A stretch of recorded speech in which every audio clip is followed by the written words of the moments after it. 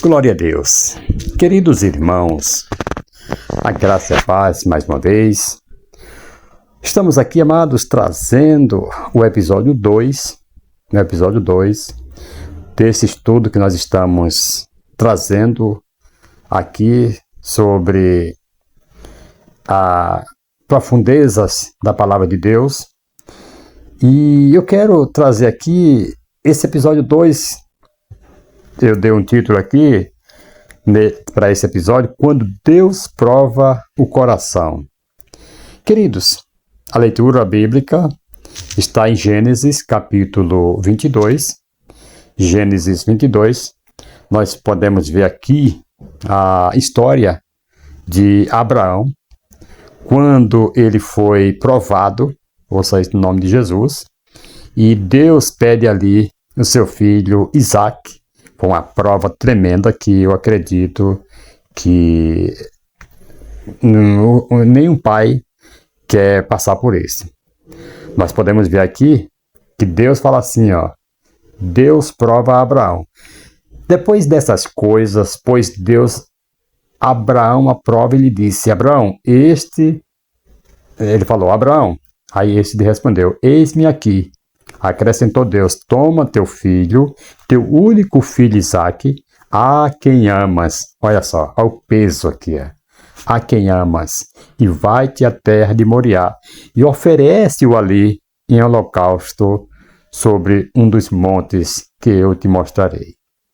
Levantou-se, pois, Abraão de madrugada e, tendo preparado o seu jumento, tomou consigo 2 de seus servos e a Isaque, seu filho, rachou lenha para o holocausto e foi para o lugar que Deus lhe havia indicado.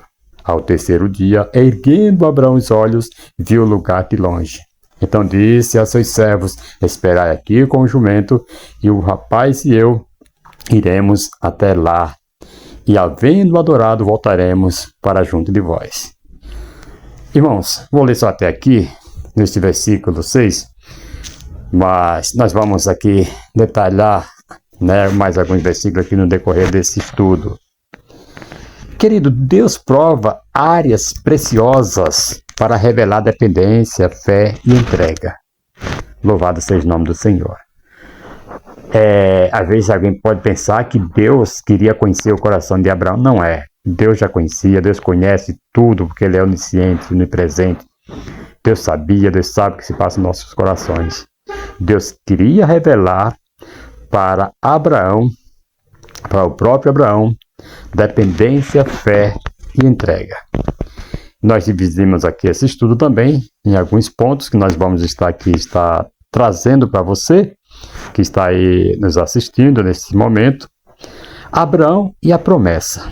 Isaac, querido, era o filho da promessa, era o milagre, porque Isaac foi uma promessa de Deus, né?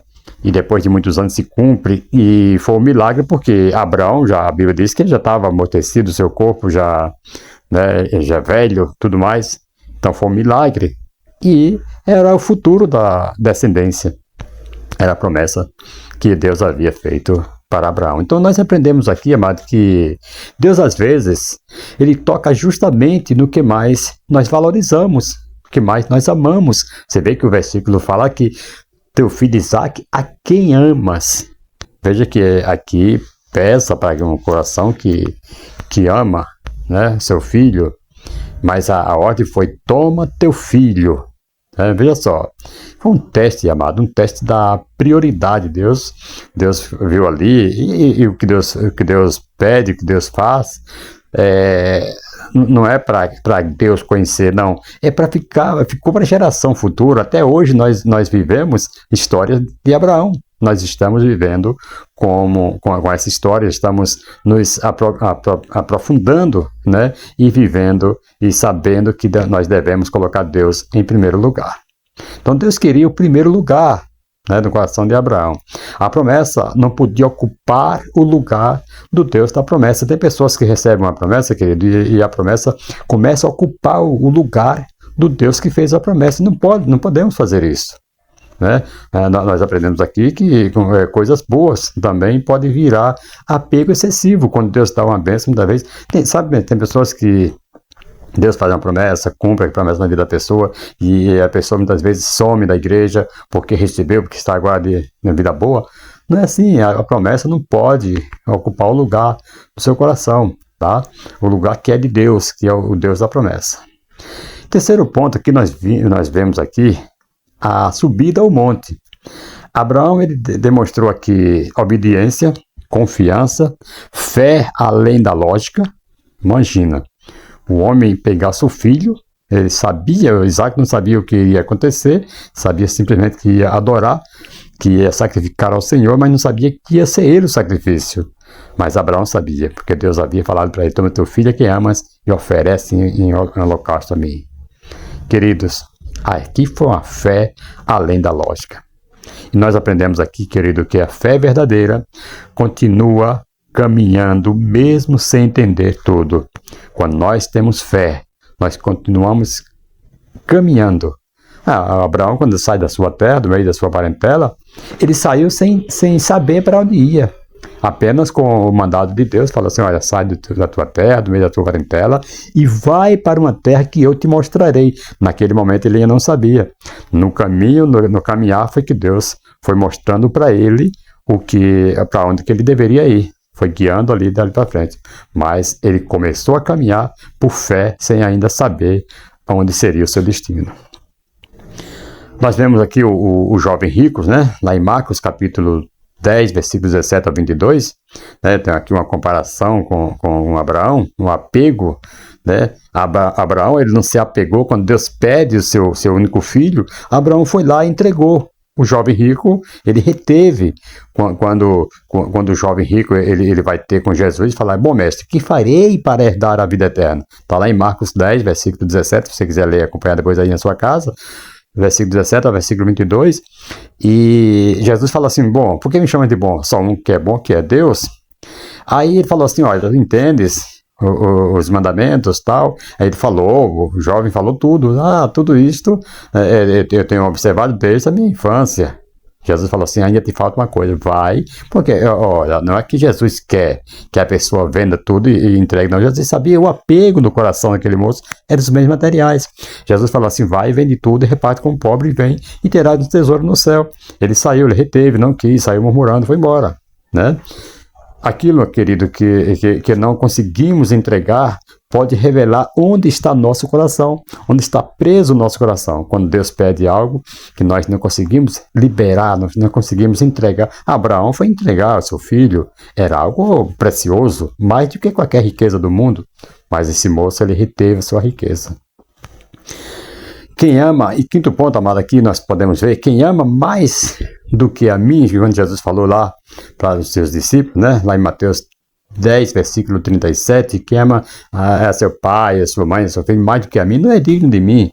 Aqui nós aprendemos que Cristo precisa ocupar o primeiro lugar, né, na nossa vida, ouça isso no nome de Jesus.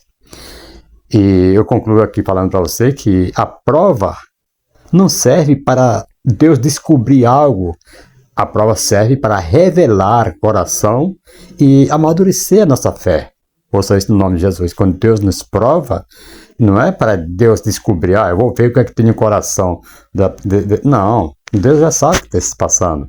Quando aparece alguma frase assim, né, na Bíblia, que Deus se levantou para ver, Deus se encurvou para ver, porque isso é força de expressão, não que Deus não saiba, Deus sabe de todas as coisas, tá? É uma maneira assim, como para ficar mais fácil do leitor, da pessoa entenderem, mas não porque Deus precisa descobrir o que tem no coração do homem, não.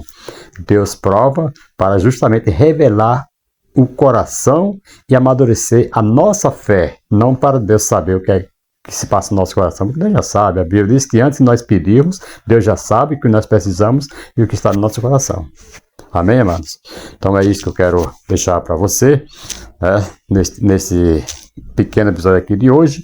E nós iremos trazer aqui, muito em breve, o episódio 3 a seguir, tá?